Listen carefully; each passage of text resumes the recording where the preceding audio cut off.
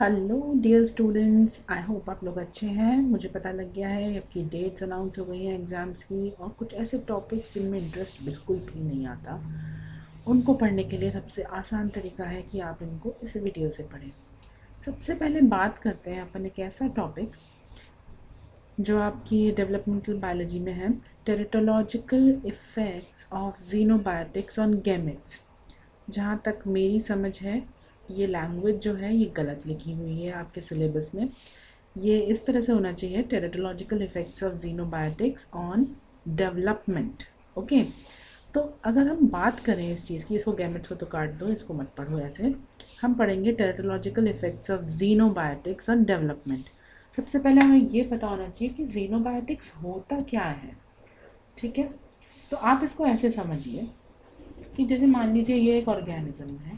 ठीक है, ये बहुत सारे हवा में प्रेजेंट कुछ केमिकल्स या कुछ पोलन ग्रेन्स या कुछ भी चीज़ें जो बाहर से अफेक्ट करती हैं एक ऑर्गेनिज्म को, उसे हम बोलते हैं जीनोबायोटिक कंपाउंड। जीनोबायोटिक ऐसे केमिकल्स, या ये कुछ एक्स रेज भी हो सकती हैं, या ये कोई माइक्रो ऑर्गेनिजम्स भी हो सकते हैं। ठीक है, जो बाहर से किसी एनिमल को अफेक्ट करें। और अफेक्ट कैसे करें कि भाई ये केमिकल्स बाहर हैं। जैसे मान लीजिए एक लिपस्टिक की भी बात अगर मैं करूं, जैसे जो फीमेल्स हैं लिपस्टिक लगाती हैं, वो भी एक तरह का केमिकल है। ये केमिकल जब वो अपने लिप्स पे अप्लाई करती हैं तो कैसे वो रिएक्ट करता होगा उनके स्किन से, ये भी एक तरह का जीनोबायोटिक है। ठीक है, अब बात करें अगर अपन कि जीनोबायोटिक्स अगर प्रेगनेंसी के दौरान अगर कोई फीमेल जो प्रेग्नेंट है, ठीक है, उसके अंदर एक बेबी है छोटा सा, इस अवस्था के दौरान जब भी कोई फीमेल किसी भी जीनोबायोटिक से एक्सपोज होती है, तो ये जीनोबायोटिक क्या प्रभाव छोड़ता है इस डेवलपिंग एम्ब्रियो पे, इस चीज़ को हम पढ़ते हैं टेराटोलॉजी में। ठीक है, तो teratology is the science that studies the cause, mechanism and patterns of abnormal development. क्यों? क्योंकि प्रेगनेंसी के दौरान आप कुछ अगर ऐसी चीज़ों से एक्सपोज हो रहे हैं, जैसे कि मान लीजिए कोई ड्रग्स हैं। ड्रग्स कैसी कि मान लीजिए वो प्रेग्नेंट लेडी चरस, सपोज गांजा या शराब ऐसी चीज़ें प्रेगनेंसी के दौरान ले रही है, तो कितना खतरनाक स्थिति पैदा हो सकती है किसके लिए? उस भ्रूण के लिए। ठीक है, तो इस चीज़ को हम किस साइंस में पढ़ते हैं? टेराटोलॉजी में। ये बात आपको याद रखनी है। तो पहले तो पता होना चाहिए जीनोबायोटिक्स क्या है। जीनोबायोटिक्स ऐसे एक्सटर्नल एजेंट्स हैं, these are exogenous agents, and if they cause any abnormality during development of fetus, then these compounds are known as teratogens। इस बात को आप याद रखेंगे कि भाई ब्रॉड कैटेगरी क्या है कि भाई इतने सारे एक्सटर्नल एजेंट्स हैं। इसमें से आप ऐसा मान लीजिए कि भाई ये वाला, ये वाला, ये वाला और ये वाला, ये चार है ना, 1 2 3 4, ये चार जो हैं ये एम्ब्रियो के लिए बड़े खतरनाक हैं। मतलब जो फीटस है उसके लिए बड़े डेंजरस हैं। तो ऐसे जीनोबायोटिक्स को हम क्या बोलेंगे तब? टेराटोजेंस। टेराटोजेंस। ठीक है, तो ये चीज़ हमें पढ़नी है कि भाई टेराटोलॉजिकल इफेक्ट क्या होता है जीनोबायोटिक्स का डेवलपमेंट पर। ये चीज़ हमें डिटेल में पढ़नी है। जैसे मैंने यहाँ पे कुछ फ़ोटोज़ दे रखी हैं, ये जो बेबी है ये इस तरह का पैदा हुआ। क्यों? क्योंकि ये ज़रूर प्रेगनेंसी के दौरान किसी चीज़ से एक्सपोज हुआ होगा जिसकी वजह से इसका प्रॉपर लिम्ब डेवलपमेंट नहीं हुआ है। ठीक है, और इसी तरह से आप इस बेबी में देख सकते हैं कि जो ये पेल्विक पोर्शन है ये बड़ा मैल फॉर्म्ड है। मैल फॉर्म्ड का मतलब ठीक से बना नहीं है। ठीक है, इस तरह से हम इस चीज़ को पढ़ेंगे। नेक्स्ट अपन बात करें अगर कि टेरेटोजेंस का जो इफ़ेक्ट होता है वो किस दौरान होता है, तो जब भी कोई एम्ब्रियो डेवलप हो रहा होता है तो एक क्रिटिकल पीरियड होता है हर किसी भी ऑर्गन का, जब वो बन रही होती है। तो इसको पढ़ते हैं that most teratogens produce their effects only during certain critical periods of development.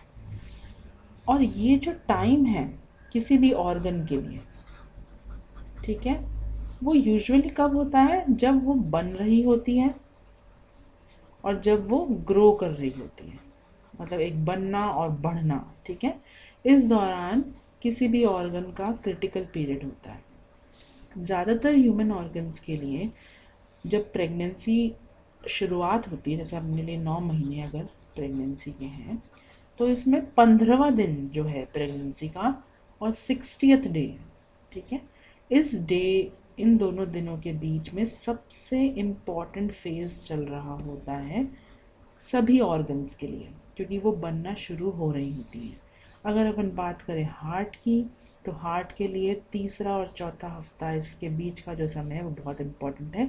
ऐसे ही जो एक्सटर्नल जेनिटेलिया है, जैसे अपनी पीनीस हो गई, या फीमेल के अंदर एक्सटर्नल जेनिटेलिया जो है, वो 8th हफ्ता और 9th हफ्ता, इसके बीच का समय बहुत ही क्रूशियल होता है। ऐसे ही ब्रेन और स्केलेटन, अब स्केलेटन तो अपन को पूरे 9 महीने के लिए डेवलपमेंट होता है स्केलेटन का, हड्डियों का, और ब्रेन का भी।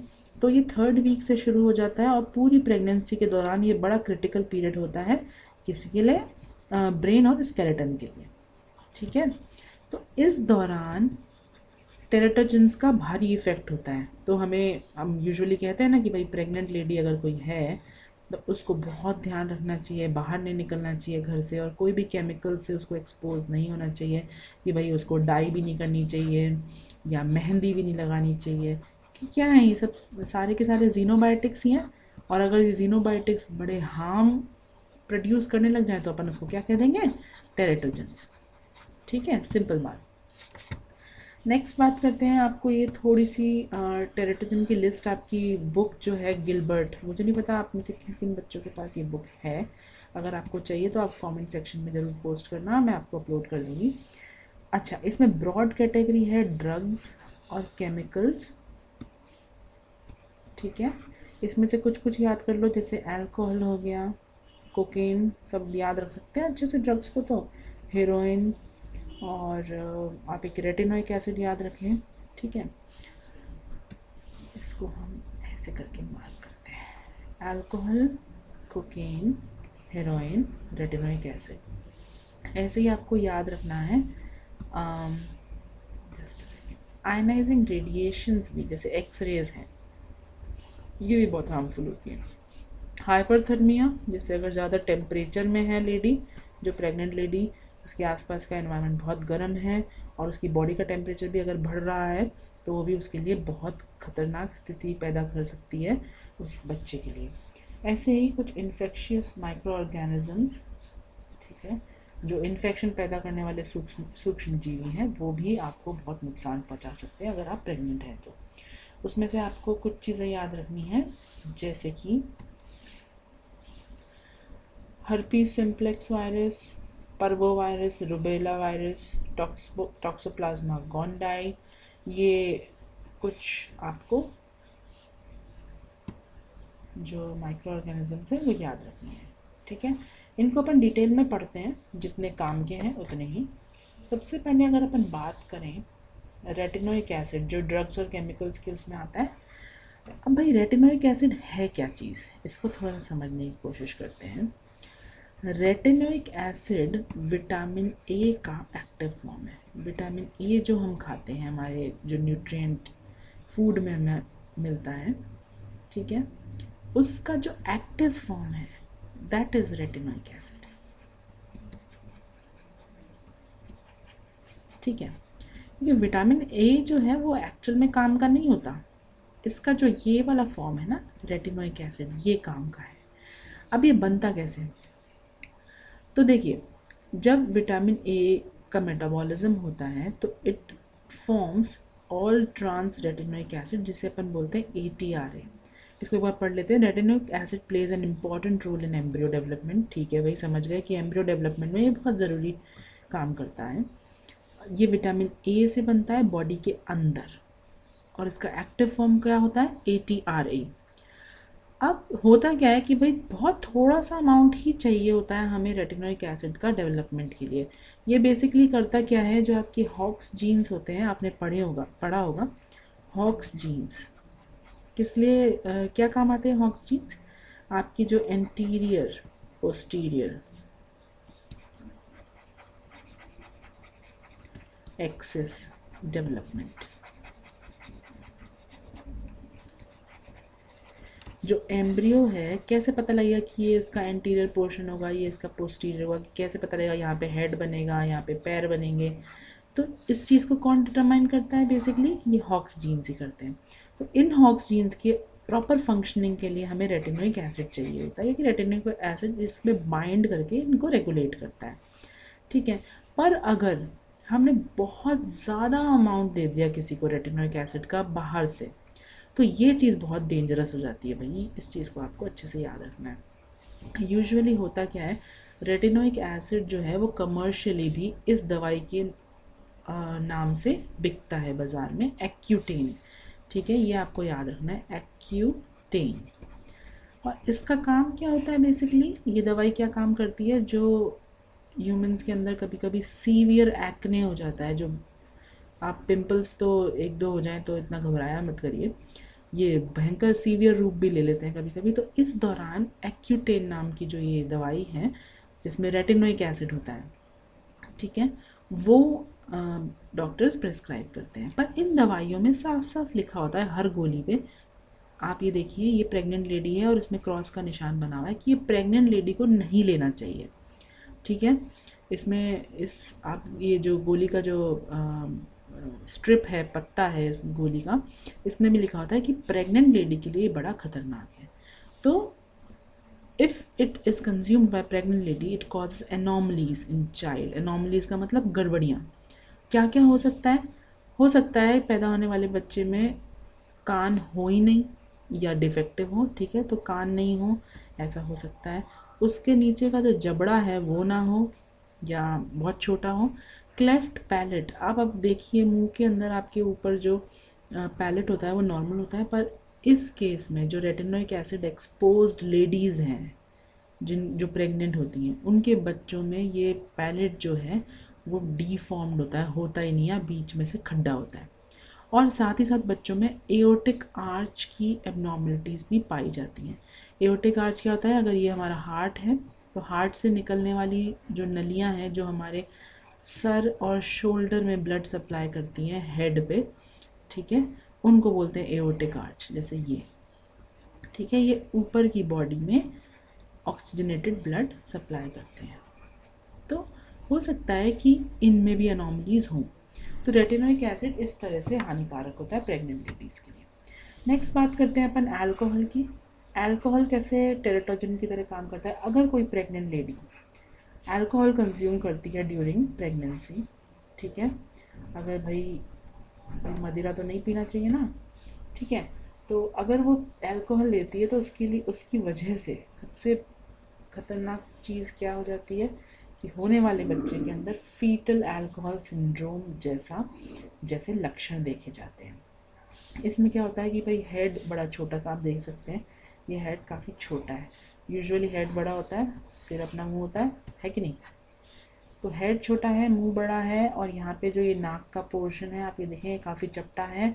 ऊपर वाला जो होठ है वो एकदम फ्लैट है, और ये वाला पोर्शन काफ़ी बड़ा है, और आईज़ भी काफ़ी छोटी हैं। ठीक है, तो ये सारी चीज़ें आपको याद करनी है। थोड़ा सा पढ़ लेते हैं। द मोस्ट डेवस्टेटिंग, मतलब बहुत खतरनाक teratogen is alcohol. Babies born to the alcoholic mothers, ऐसी लेडीज़ जिनके जो अल्कोहल कंज्यूम करती हैं, उनके बच्चों के अंदर फीटल अल्कोहल सिंड्रोम FAS देखा जाता है।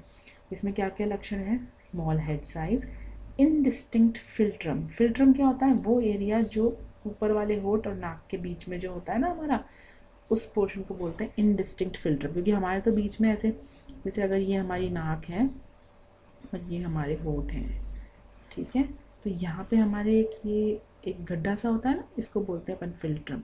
और इन बच्चों में जो FAS वाले बच्चे होते हैं उसमें ऐसा कुछ भी नहीं होता, ये इनडिस्टिंक्ट होता है। इनका ऊपर का होठ एकदम फ्लैट होता है, फिर नीचे का होठ होता है। अदरवाइज़ कैसे होते हैं होठ, तो हमारे ऐसे होते हैं ना, ठीक है। ऐसे ही लो नोज़ ब्रिज, मतलब ये जो नोज़ ब्रिज है वो काफ़ी नीचे जाके है। और मेंटल रिटार्डेशन भी देखा जाता है। लास्ट बात करें अगर अपन कि टेराटोजन और कौन कौन से होते हैं, तो कुछ पैथोजन कौन होते हैं, जो इन्फेक्शन कॉज करने वाले माइक्रो ऑर्गेनिजम्स हैं। इन्फेक्शन कॉजिंग माइक्रो ऑर्गेनिज्म, ठीक है। इन्फेक्शन कॉजिंग माइक्रो ऑर्गेनिजम्स में अपन सबसे पहले पढ़ लेते हैं एक बार वायरस के बारे में, फिर अपन इसी तरह से बैक्टीरिया का भी देख लेंगे, प्रोटोजोआ का भी देख लेंगे, छोटे छोटे एग्जाम्पल्स हैं। ऐसा देखा गया था कि जो प्रेग्नेंट लेडीज़ को रुबेला वायरस का इन्फेक्शन हुआ था, जिस बीमारी को अपन जर्मन मीजल्स भी बोलते हैं, ठीक है, उन्होंने ऐसे बच्चों को बर्थ दिया जिनकी आँखों में कैटरेक्ट्स, जैसे मोतियाबिंद कहते हैं अपन जिसे, हार्ट मैलफंक्शन और उनके कानों में डेफनेस की प्रॉब्लम थी, ठीक है। ये बात तो आपको रुबेला वायरस के लिए याद रखनी है। ऐसे ही 2 वायरस आपको और याद रखने हैं, साइटोमेगेलो वायरस और हर्पीस सिम्प्लेक्स वायरस, ठीक है। वायरस में केवल 3 चीज़ें हो गई, rubella virus, cytomegalo virus and herpes simplex virus, HSV। अगर बात करें अपन बैक्टीरिया की, तो आपको एक बैक्टीरिया याद रखना है, ट्रेपोनीमा पैलिडम, जो कि सिफिलिस कॉज करता है, ठीक है। इसमें ये देखा गया था कि ऐसी लेडीज़ जिनको इन्फेक्शन किसका हुआ था, ट्रेपोनीमा पैलिडम का, उनके बच्चों में कुछ में तो क्या फीटस पहले ही मर गया था, पहले ही अर्ली अबॉर्शन, या अगर बच्चे पैदा हुए भी तो उनमें आगे चल के बहरे पने की प्रॉब्लम देखी गई। डेफनेस का मतलब क्या होता है, बहरा, ठीक है, जिनको सुनाएंगे। और प्रोटोजोआ की बात करें तो उसमें आपको केवल एक याद रखना है कि टॉक्सोप्लाज्मा गोंडाई, जो किसके द्वारा फैलाया जाता है, आपको याद रखना है, रैबिट और कैट के द्वारा। ये टेराटोजन ऐसा है कि भाई अगर लेडी को अगर इसका इन्फेक्शन हुआ है तो ये प्लेसेंटा के थ्रू बच्चे में घुस जाएगा और it can cause brain and I defects, मतलब ब्रेन और आई में कुछ ना कुछ गड़बड़ियाँ कर देगा। तो ये आपका इतना सा टॉपिक है, छोटा सा, ठीक है, इसको आपको अच्छे से याद करना है।